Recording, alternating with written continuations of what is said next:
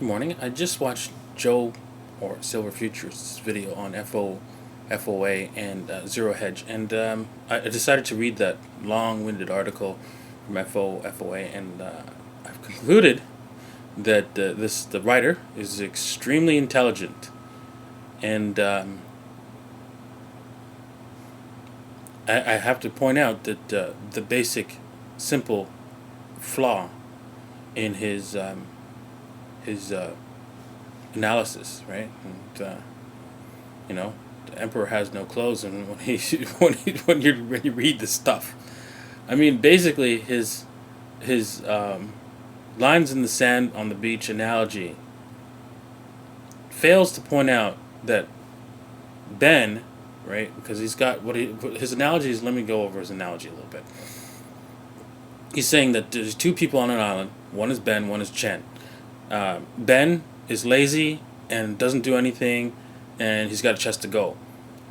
And so Chen, on the other side, he's got a bunch of lines, right, on the sand to indicate how much Ben owes him, and because he's been feeding him fish and getting him to rent out his fishing line, but he's not using it, and he's got he started buying complicated bonds, which pays him more interest, and he keeps getting more and more lines so that on his beach, so that it's almost filling up his beach with these lines.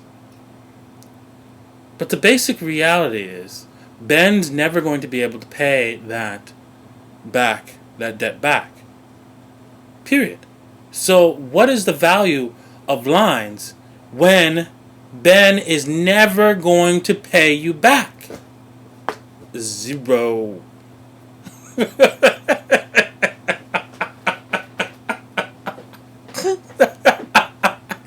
But here's the FOA's logic is, well, we got to keep accepting more for the eventuality that we can get something for it. I'm sorry.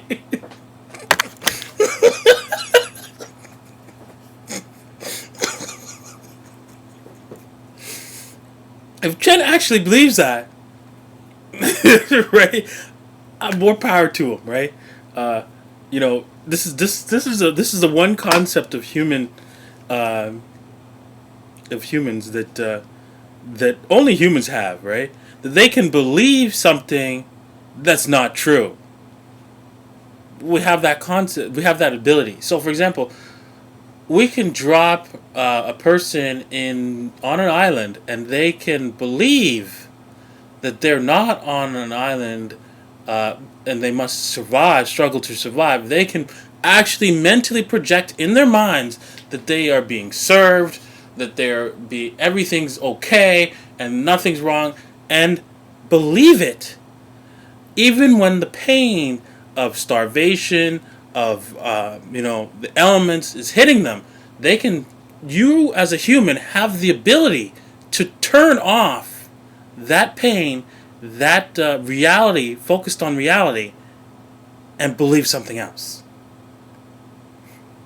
No other animal on this planet has that capability, and that's why we think we're so special.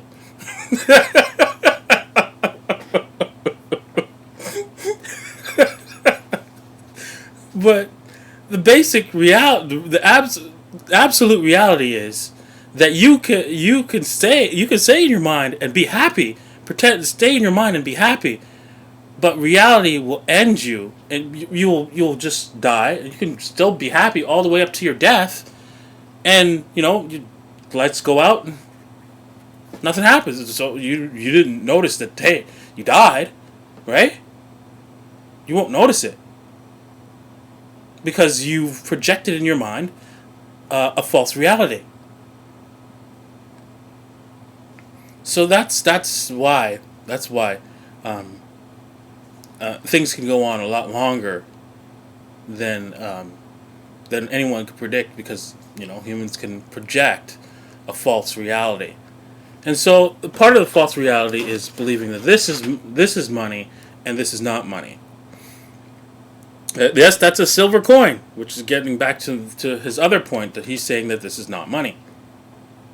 Right? And I'm like, well, I guess you could say that, right?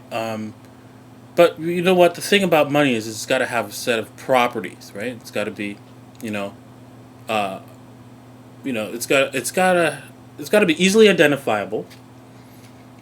It's got to be rare, right? It's got to be divisible without the loss of value. It's got to be accepted as a means of exchange, and it's got to be a long-term storage of value. Well, both of these have something missing in them, right? As a property of money, missing property of money. This is missing the long-term storage of value. This is missing the acceptance, the universally acceptance of money. So we have two items that are pretty good items of money, but they're missing a little section, little tiny section. So with the missing sections, what makes it best? Well, this is best for transaction day to day, but this is best for storing wealth for a long term. And then the article again I read, and Joe's videos are linked below. The article I read from FOFOA states that gold is the rich man's gold, right? And silver is the poor man's gold. And he also mentions that the rich have wealth stored over a long period of time, that's stored intergeneration. So he also goes on to say that, hey, you know what? Wealth that has a high velocity, right? And you're saying, well, I could point out that this actually has a low velocity right now, but eventually it'll get a high velocity, is not really real wealth, right? And it's the stuff that has a very slow velocity has the real wealth. Well, if poor people store this and don't store this, this has a very, very slow velocity. Right? So, hey, you know what? You're correct on that. So, this makes it a good means of money to store for long-term storage, as do the wealthy use the gold as a long-term storage of wealth. This makes silver and gold money. And cut. Here you go. You're joking, right? What's this? Your payment. I don't think so. This is what I'm looking for.